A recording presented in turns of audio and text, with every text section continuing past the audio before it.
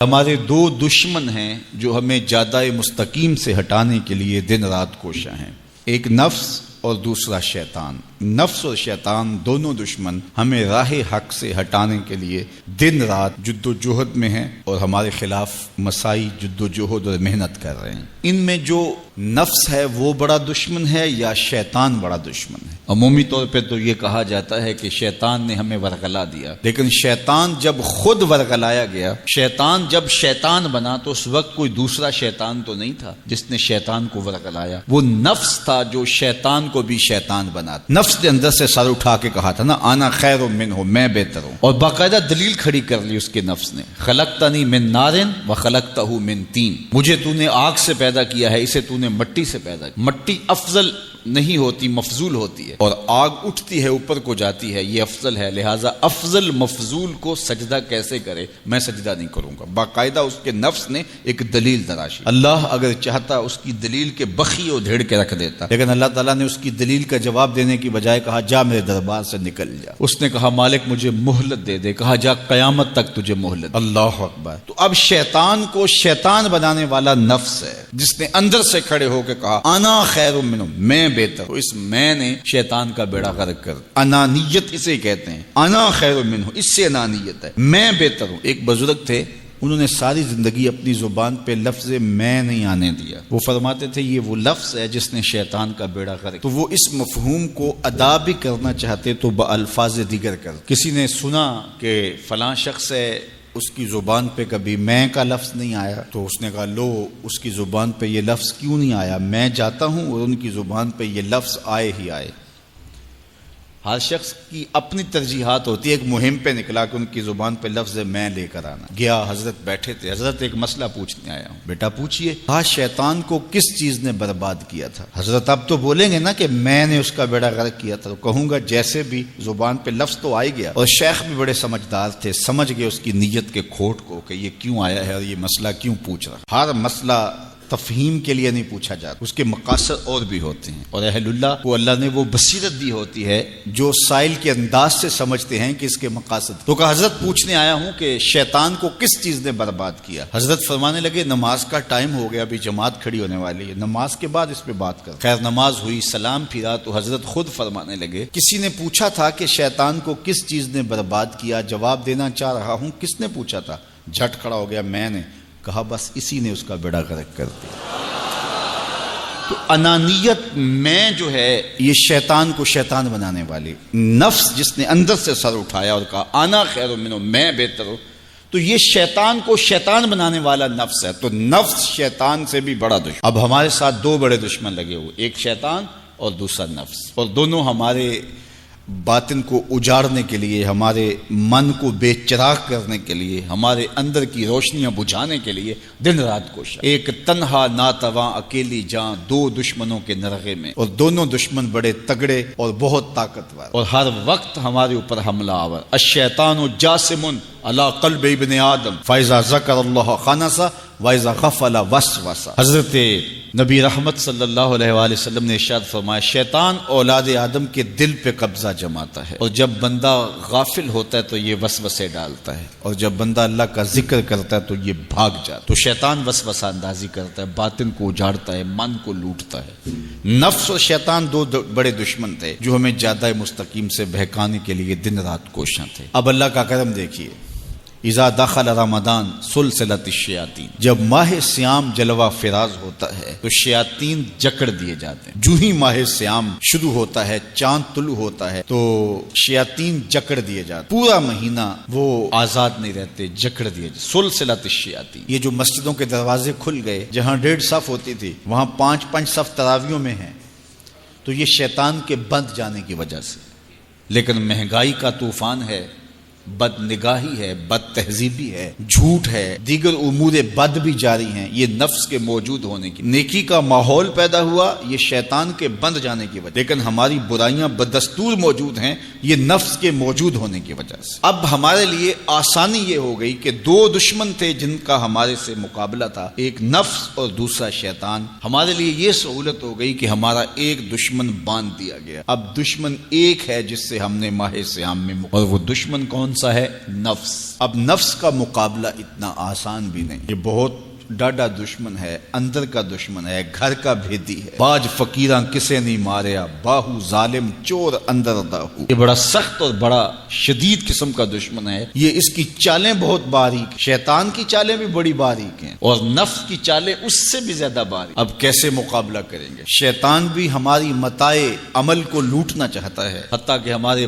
ایمان کو برباد کرنے پر تلا ہوا ہے، اور نفس بھی چالیں چل رہا ہے، اور ہم اپنی زندگی لاؤبالی میں گزارتے چلے جا رہے ہیں۔ ہمیں پتہ ہی نہیں کہ ہم موت کے کتنا قریب ہو رہے ہیں، اور شیطان ہمارے اوپر، نفس ہمارے اوپر حملہ آور ہے، اور یہ چاہتے ہیں ٹھیک ہے یہ چلتا رہے، یہ رسمی زندگی گزارتا رہے، کوئی بات نہیں، اس کے اندر کو ہم لوٹ لیں، اور یہ دونوں دن رات لگے ہوئے۔ ماہ سیام آیا تو ہمارا ایک دشمن بند گیا، ہمیں تھوڑی سی سہولت مل گئی۔ اب ایک ہی دشمن باقی ہے جس سے مقابلہ کرنا باقی ہے، اور وہ ہے نفس۔ اب نفس سے مقابلہ کیسے ہوگا؟ تو کسی ایکسپرٹ سے پوچھیں کہ جناب نفس ہے، ہم کمزور ہیں، شیطان دشمن ہمارا بندہ ہوا ہے، 2 محاذ کھلے تھے تنہا جان کے لیے، ایک محاذ بند ہو گیا، اب ایک ہی محاذ ہے، مقابلہ کرنا ہے تو کیسے کرنا؟ اللہ اکبر۔ تو ہم اقبال کی بارگاہ میں عرض کیا کہ آپ بتائیے۔ وہ کہنے لگے میں آپ کو اپنے مرشد مولانا رومی کے پاس لے جاتا ہوں۔ رومی کے پاس اقبال لے کر کے گئے تو رومی نے کہا کہ میں آپ کو ایک اور شخص کا پتہ بتاتا ہوں، اور وہ اتنا کامل ہے اور اس شعبے میں اس قدر ایکسپرٹ ہے۔ اس نے کہا ہفت شہر عشق را اتار گشت، ما ہنوز اندر خمیں یک کوچام۔ عشق کے 7 شہر حضرت شیخ فرید الدین اتار گھوم چکے ہیں، اور ہم پہلے شہر کی پہلی گلی کے کونے میں کھڑے ہیں۔ یعنی اتنا بڑا شخص شیخ فرید الدین علیہ رحمہ، تو کہا وہ بتائیں گے تمہیں کہ نفس کا مقابلہ کیسے کرنا ہے۔ رومی کہتے ہیں کہ وہ میرے بھی استاد ہیں، رومی کہتے ہیں کہ وہ میرے بھی ہادی و مرشد ہیں۔ جس عشق کے شہر میں میں داخل ہوا ہوں اور ابھی کونے پہ کھڑا ہوں، اس طرح کے 7 شہر وہ گھوم کے بھی آئے ہیں۔ آؤ ان سے پوچھتے ہیں کہ جناب نفس قابو کیسے کریں؟ تو شیخ فرید الدین اتار نے کہا نفس نتواں کشت الا باسے چیز، بات گوئم یاد گیرش اے عزیز۔ نفس نہیں مرتا، لیکن 3 اسلحے اگر آپ کے پاس ہوں تو یہ نفس ٹھہر بھی نہیں سکتا۔ غور سے سن لیجئے، روحوں میں اتار لیجئے، اور زندگی میں ہمارا مقصد ہے اس نفس کا مقابلہ کرنا۔ شیطان کا مقابلہ کرنا بھی ہمارا مقصد ہے، اور نفس کا مقابلہ کرنا بھی ہمارا مقصود زندگی ہے۔ ساری زندگی فریب میں ہم میں نہیں گزارنی، زندگی تیزی کے ساتھ گزر رہی ہے اور ہم آغوش موت میں اترنے والے ہیں۔ تو یہ ڈاڈے دشمن ہماری متاع عمل لوٹ رہے ہیں، ہمارے کیے ہوئے عمل کو عجب سے، تکبر سے، ریاکاری سے برباد کر دیتے ہیں۔ ہمیں پہلے عمل کی طرف جانے نہیں دیتے، پھر عمل کے اندر وسوسے ڈالتے ہیں، پھر عمل ہو جائے تو اس کو پھر برباد کرنے کی کوشش کرتے ہیں۔ کتنے ڈاڈے دشمن ہیں جن کے نرغے میں ہم پھنسے ہوئے ہیں۔ تو پھر ہمیں کوئی بندہ مل گیا ہے جو بتا رہا ہے کہ جناب اس کا مقابلہ ایسے کریں گے، تو پھر آج کی سن لیں ہم اور غور کر لیں اور اپنے اندر اتریں۔ تو شیخ فرید الدین اتار ہمیں بتا رہے ہیں، تو سنیے وہ کیا کہہ رہے ہیں۔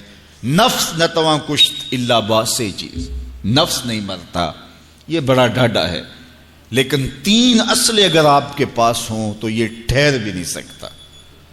وہ 3 اسلحے کون سے ہیں؟ خنجر خاموشی و شمشیر جو، نیزائے تنہائی و ترک ہجو۔ ایک خاموشی کا خنجر، دوسرا بھوک کی تلوار، اور تیسرا تنہائی کا نیزہ۔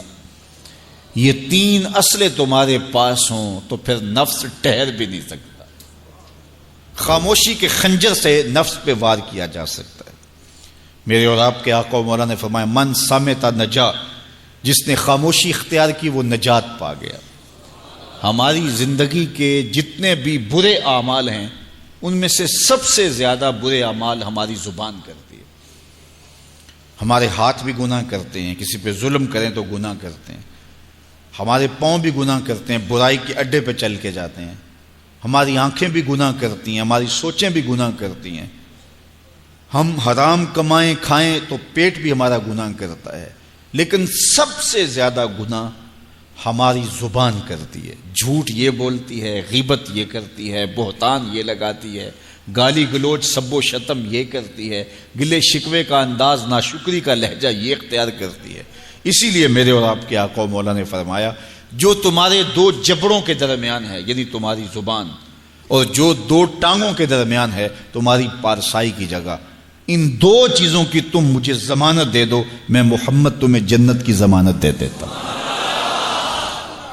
تو اپنی زبان کی حفاظت کرنی ہے۔ دیکھیے یہ سننے کے لیے چیزیں نہیں ہیں محض، بلکہ ان پر ہم عمل کریں، اور آج سے ہی دیکھیے یہ موسم رحمت ہے، رحمت کی برکھا برس رہی ہے، اور یہ موسم نور ہمارے سیکھنے کے لیے ہے۔ تو ہم اپنے نفس کو کیسے قابو کریں گے؟ دو دشمن تھے، ایک بندھا ہوا ہے، چھوٹ کے کچھ نہیں کر سکے گا اگر نفس کو قابو میں کر لیا، اور اگر ہم نفس کنٹرول نہ کر سکے وہ تو جہنم کی آگ میں اور زنجیروں میں جکڑا ہوا پیچو تاب کھا رہا ہے کہ یہ جو ٹوپیاں پہنے ہوئے مسجدوں میں جاتے ہو نا، میں عید کے دن نپٹ لوں گا تم سے، وہ تو اور نفس کے ساتھ مل کے ہمارا بیڑا غرق کرے گا اور ہمیں اور دور کر دے گا اور ہماری باطنی اساس اور بنیاد اور کمزور کر دے گا۔ اس لیے ضرورت ہے کہ ہم اپنے نفس کو ان دنوں کے اندر کمزور کریں۔ اس کا پہلا نسخہ کیا ہے؟ خاموشی کا خنجر۔ آپ جب خاموشی اختیار کریں گے، زبان کو صرف ضرورت کے لیے استعمال کریں گے، تو پھر نتیجہ کیا ہوگا کہ آپ کے گناہ بہت کم ہوں گے، جھوٹ کم ہوگا، غیبت نہیں ہوگی، بہتان تراشی نہیں ہوگی، دیگر اعمال جو زبان کے ذریعے سے صادر ہوتے ہیں اور ہم گناہوں میں اضافہ کرتے چلے جاتے ہیں، تو زبان کو اگر کنٹرول میں کر لیں گے۔ اللہ اکبر۔ حضور علیہ الصلوۃ والسلام نے زبان کے کنٹرول کرنے کی تلقین کی، اور یہ بغیر ہڈی کے گوشت ہے، اس کو سنبھال لیا جائے۔ 32 دانتوں میں جکڑ کے رکھی گئی زبان ہے، لیکن یہ پھر بھی قابو میں نہیں رہتی۔ اس کو کنٹرول میں کر لو، اس کو قابو میں کر لو۔ ایک روایت میں آتا ہے جب صبح ہوتی ہے تو سارے اعضائے بدنیاں زبان کے آگے ہاتھ جوڑتے ہیں کہ بی بی تو نہ کچھ کرنا، تیری وجہ سے ہم سزائیں کاٹیں گے اور اذیتیں پائیں گے۔ تو زبان کو قابو میں کرنا، اور اس کا علاج کیا ہے؟ خاموشی۔ من صمت نجا، جو خاموش ہوا وہ نجات پا گیا۔ خنجر خاموشی، خاموشی کا خنجر ہو تو نفس کے لیے بہت بڑا وار ہے۔ دوسری بات، شمشیر جو، بھوک کی تلوار۔ بھوک کے ذریعے نفس کشی ہوتی ہے۔ نفس کا مقابلہ بھوک سے ہم کر سکتے ہیں، چونکہ جب بھوک ہوگی تو اس وقت بہت ساری خواہشات جو ہیں وہ دم توڑ جائیں گے۔ اللہ کے محبوب علیہ السلام کا ایک فرمان سنیے، بالخصوص نوجوانوں کے نام۔ یا معشر الشباب من استطاع منکم الباء فلیتزوج فإنہ اغض للبصر واحسن للفرج فمن لم یستطع فعلیہ بالصوم فإنہ لہ وجاء۔ فرمایا اے جوانوں کے گروہ، تم میں سے جو نکاح کرنے کی طاقت رکھتا ہے وہ دیر نہ کرے، جلدی نکاح کر لے۔ کیوں کہ نگاہ اور پارسائی کی جگہ کا محافظ ہے، تمہاری نظر کو بھی محفوظ کرے گا اور تمہاری پارسائی، تمہاری عصمت کے جوہر کو بھی محفوظ کرے گا۔ تو اگر کسی کے پاس استطاعت ہے تو وہ نکاح کرنے میں دیر نہ کرے۔ فَإِن لَمْ يَسْتَطِعْ، اور اگر کوئی طاقت نہیں رکھتا، اس کے حالات ایسے نہیں ہیں کہ وہ نکاح کر پائے، فَعَلَيْهِ بِالصَّوْمِ، تو فرمایا وہ کثرت کے ساتھ روزے رکھے۔ فَإِنَّهُ لَهُ وِجَاءٌ، روزے اس کے لیے قاطع شہوات ہیں اور اس کی مشکلیں آسان کرنے والے ہیں۔ تو نوجوانوں کو اگر استطاعت نصیب ہو جائے تو وہ شرم نہ کریں، وہ نکاح کی طرف بڑھیں تاکہ ان کی عصمت کے جوہر کی حفاظت ہو سکے۔ لیکن کسی وجہ سے نکاح میں تاخیر ہے تو پھر وہ کثرت کے ساتھ روزے رکھیں۔ روزوں کی کثرت گناہ سے، شہوات سے، برائی سے، گناہوں سے انسان کو بچاتی ہے۔ تو کثرت کے ساتھ روزے رکھے جائیں تو روزہ بھوک جو ہے وہ نفس کشی کا ایک مؤثر ترین علاج ہے، اور یہ میرے اور آپ کے آقا و مولا نے بیان فرمایا۔ تو بھوک کی تلوار جو ہے یہ نفس کشی کا ایک مؤثر ذریعہ ہے، اور نفس کا سر کاٹنے کے لیے بھوک کی تلوار ہمیں ہر وقت حمائل کیے رکھنی چاہیے اور ہر وقت اپنے ساتھ لٹکا کے رکھنا چاہیے۔ کثرت کے ساتھ ہمیں روزے رکھنے چاہیے۔ تیسری بات فرمایا نیزہ تنہائی، تنہائی کا نیزہ۔ جب آپ عمومی طور پہ مجلسی زندگی میں ہوں گے تو بہت ساری خطائیں اور بہت سارے گناہ مجلسی زندگی میں آپ سے سرزد ہوں گے، تو جب آپ تنہائی اختیار کر لیں گے تو بہت سارے گناہوں سے بچ جائیں گے۔ حضرت شاہ نقشبند بخاری علیہ رحمہ فرماتے ہیں کہ فقیر کے لیے سب سے بہتر جگہ اللہ کا گھر مسجد ہے، یا پھر کامل شیخ کی صحبت ہے، یا پھر تنہائی ہے۔ چوتھی جگہ سوائے ہلاکت کے اور کچھ نہیں ہے۔ العافیۃ فی العزلہ، عزلت میں، تنہائی میں عافیت رکھی گئی ہے۔ اس لیے اپنے آپ کو ایسے ہجوم میں، ایسی جگہوں پہ لے جانے سے روکیں، اپنے آپ پر ضبط کریں جہاں نظر پاک نہیں رہتی، جہاں خیال کی پاکیزگی کا سامان نہیں رہتا، اور جہاں آپ کی جو ہے وہ آپ کی زبان محفوظ نہیں رہتی۔ دوستوں کے ساتھ بیٹھیے، آپ عزیزوں رشتہ داروں کے پاس جائیے، ضرور ملاقات کیجیے، لیکن اس کا ایک اعتدال ہونا چاہیے۔ اگر آپ سمجھتے ہیں کہ کسی جگہ جاتے ہوئے، کسی جگہ پہنچ کر آپ کی نظر میں پاکیزگی نہیں رہے گی، خیالات میں گندگیاں گردش کرنے لگ جائیں گی، سوچوں میں آوارگی آنے لگ جائے گی، تو وہ شادی کی تقریب ہو یا کوئی اور تقریب ہو، وہاں جانے سے اپنے آپ کو روک لیں، کیونکہ وہاں جا کے آپ اپنا کوئی فائدہ نہیں کر رہے، اپنا نقصان کرنے جا رہے ہیں۔ تو جہاں آپ کو یقین ہو کہ آپ وہاں اپنے آپ کو بچا نہیں پائیں گے، اپنی حفاظت نہیں کر پائیں گے، تو وہاں سے تنہائی بہتر ہے، وہاں سے عزلت بہتر ہے۔ تو یہ تین چیزیں ہم اگر کر لیں تو یہ نفس کشی کا ایک مؤثر ذریعہ ہے۔ اب ماہ صیام کے اندر اللہ تعالیٰ یہ تینوں چیزیں ہمیں نصیب کرتا ہے۔ ہم زیادہ بولتے نہیں ہیں، روزے سے ہوتے ہیں، بلکہ فرمایا اگر تم سے کوئی شخص بحثے، کوئی الجھے، کوئی لڑائی کرنا چاہے، بدتمیزی کرے، تو اس سے کہو انی صائم، میں روزہ رکھا ہوا ہے۔